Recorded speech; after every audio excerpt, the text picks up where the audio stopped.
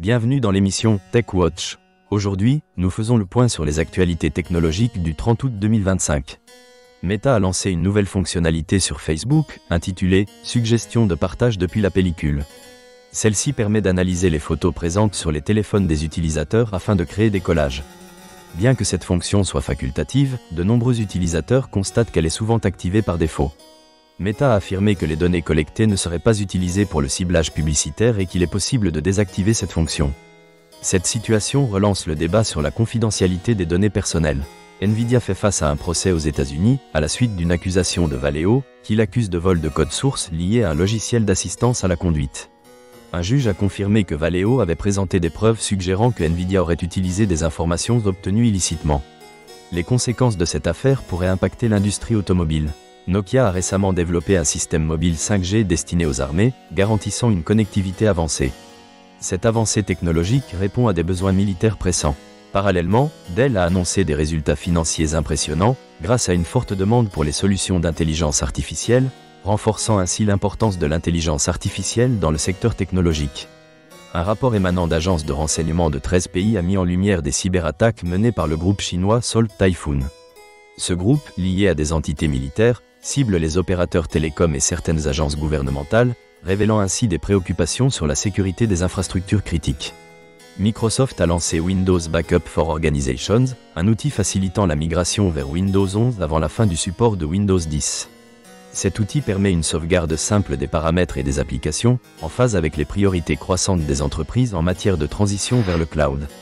En France, le général Erwan Roland a été nommé à la tête du commissariat numérique de la Défense.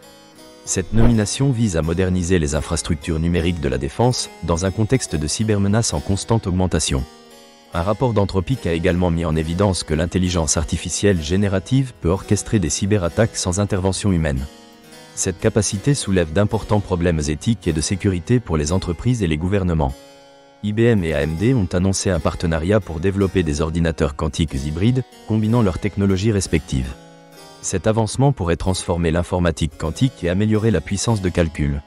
Cisco a dévoilé de nouvelles certifications CCNP Wireless et CCIE Wireless axées sur le Wi-Fi 6 et 7, prévues pour mars 2026, afin de répondre à la demande croissante d'expertise dans ce domaine. Salesforce a présenté un simulateur d'agents d'intelligence artificielle pour évaluer leur efficacité dans des contextes professionnels spécifiques, visant à faciliter l'intégration de l'intelligence artificielle au sein des entreprises. Walmart a choisi VMware Cloud Foundation pour optimiser ses infrastructures Edge et de cloud privé, dans le but de renforcer la sécurité et de réduire la complexité opérationnelle. Cela reflète les tendances actuelles dans le secteur de la vente au détail. Vertiv a acquis Great Lakes et Welley afin de renforcer ses capacités en matière d'infrastructures critiques et d'analyse de données. Cette stratégie d'acquisition souligne l'importance de l'innovation dans ce domaine. CrowdStrike a acquis Onum pour améliorer sa plateforme SIEM, intégrant des capacités d'analyse en quasi-temps réel, cruciales face à la montée des cyberattaques. Pour conclure, la Direction interministérielle du numérique a publié un tableau des projets informatiques de l'État, affichant un taux de dépassement budgétaire moyen tombé à 6,5%. Elle encourage également l'adoption de démarches agiles pour optimiser la gestion des projets. Merci de suivre Tech Watch. À demain pour d'autres nouvelles technologiques.